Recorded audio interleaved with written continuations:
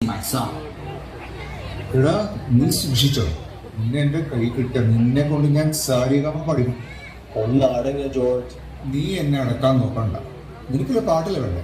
നീ ചേട്ടാ എന്റെ കൈ ഡ്രംസ്റ്റിക് ഉണ്ട്. എനിക്കൊരു പ്ലേറ്റ് ചിക്കൻ ഡ്രംസ്റ്റിക്. നീ മെമ്പർ ജോർജ് വേണ്ട. അങ്ങനെയാണ്.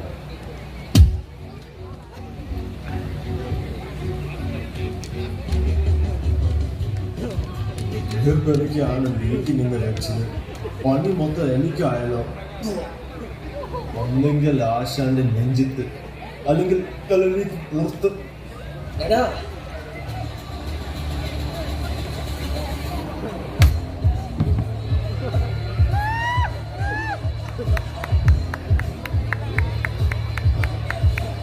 ഭാരതന്റെ തീരുമാനം എന്താ?